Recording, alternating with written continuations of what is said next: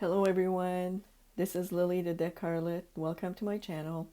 And before I get on with day 31 of the 31 Days of Tarot, I would just like to take this opportunity to thank everyone who's written and communicated with me regarding this challenge.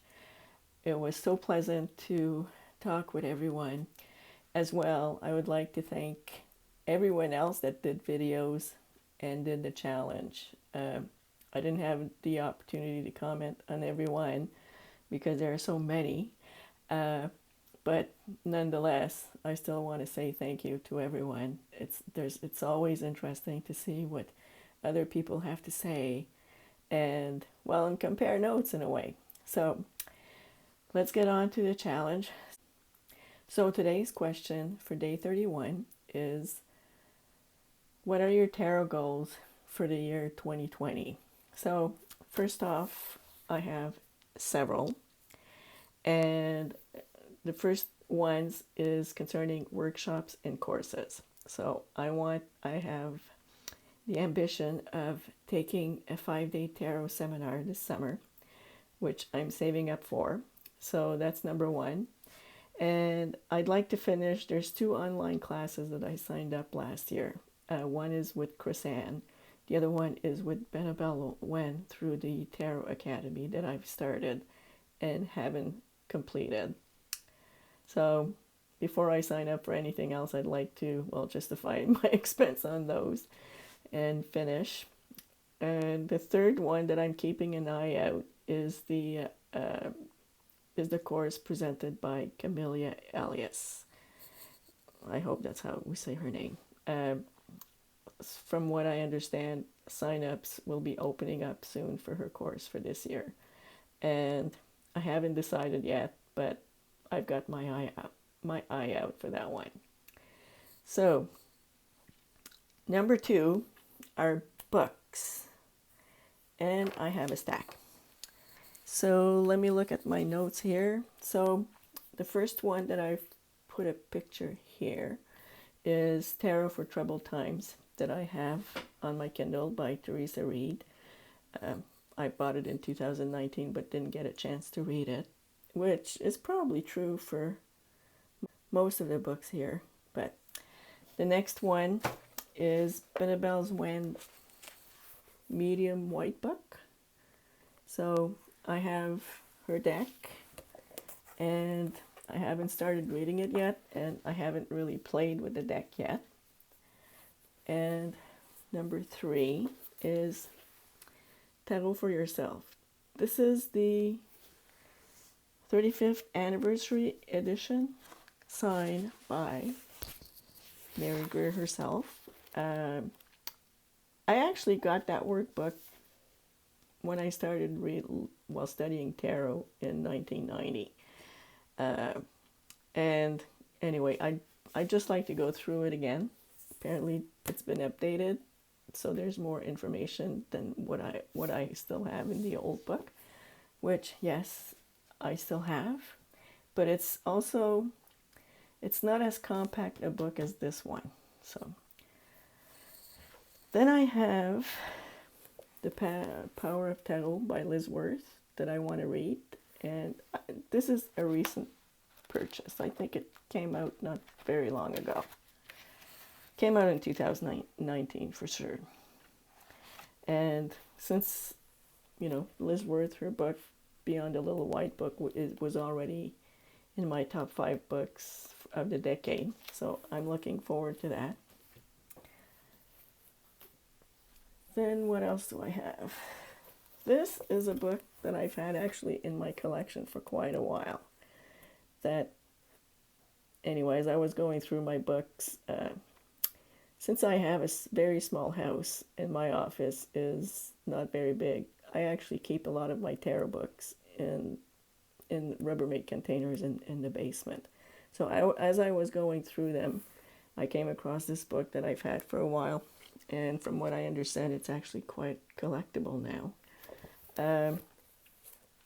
That I'd like to start reading. I'm not sure if I'll do the exercises. I actually have her other book as well that I've read that one. I think it's called Tarot for the Healing Heart. And well, I don't have anything about meditation, but I don't think it should be for every exercise starts by meditate on the card or meditate on this. So I don't know. I'm reserving judgment, but I'm hoping this book is not like that. Because, well, never mind. Then this is a book that I got recently. It's called Wheel of Tarot. And this was actually recommended by one of the presenters at the Kingston Tarot Conference that I attended in November.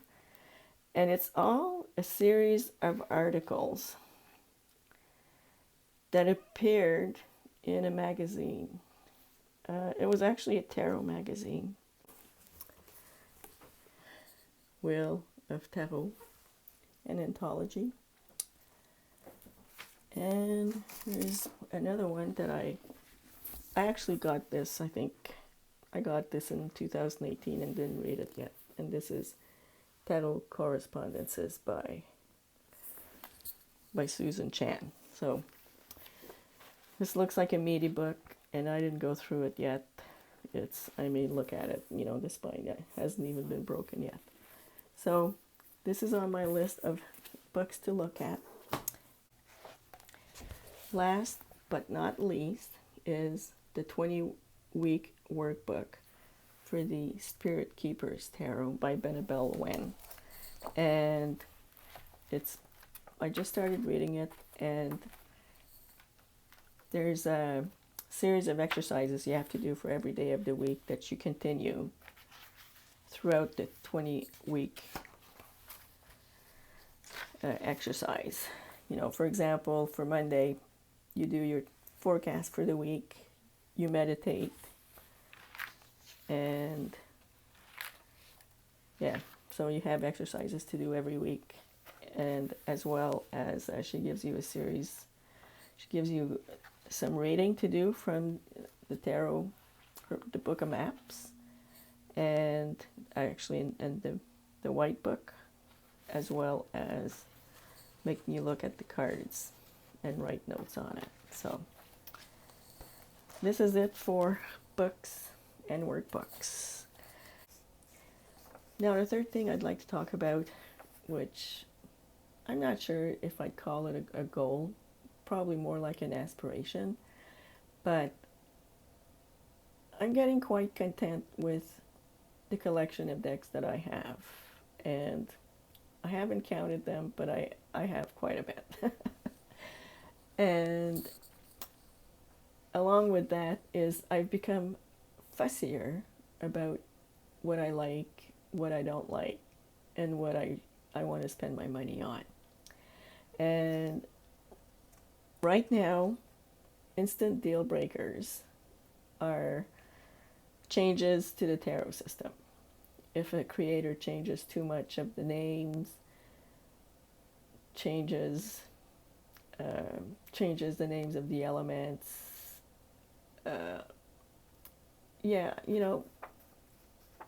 tarot is it's been around for a long time, and tweaking it here and there is not a big thing, but drastic changes, why would I want to learn something else when I already spent a lot of time studying the 78 cards of the tarot? And I didn't even get around to looking at the thought deck yet. So, which, I'm starting to cast an eye towards now. So, another thing I don't like is creators adding extra cards to a tarot deck. Like, again, a couple, I don't mind. But if you want to, creating a tarot / oracle deck no, that's a deal breaker for me. Another one that I don't resonate with animals, so animal decks have become a deal breaker for me. So Sometimes I like the images, but I just don't connect with them. The exceptions are cats and dogs, but even then they have to be really well made. So yes to a tarot deck like the Mystical Cats, no to something like Considerate Cat Tarot. So not that, not that I didn't like the art of the Considerate Cat Tarot, but it didn't read well for me. So I find it, although I do like simple art, yeah, that was too simple, and sometimes I found it didn't work. The other thing when it comes to decks is that, well, I live here in Canada, in Eastern Ontario, and a lot of the decks that I've been looking at are Kickstarters and indie decks, and they're always around $50 US. And by the time, with the Canadian exchange and shipping, well, I'm becoming reluctant to spend between $75 and $100 for a deck when I already have a very nice collection. And a lot of that collection is actually indie decks. So, and, as well as when it comes to Kickstarters, those decks are available for purchase anyway after the campaign is done. I think Greer is a deck which hasn't been. I mean, the Lightseer's Tarot last year was probably the exception where, she sold out all her decks in a matter of days. But that was fueled a lot because of the controversy around the Ten of Swords that she decided to pull out of the deck. So, if it hadn't been for that, she'd probably still have decks for sale right now. So, and also and the thing about the Lightseer's Tarot and the Muse Tarot is, they got picked up before the campaign were even finished. So, yes, it's a nice deck, but would I have spent that kind of money knowing a mass market deck was available around the corner? And,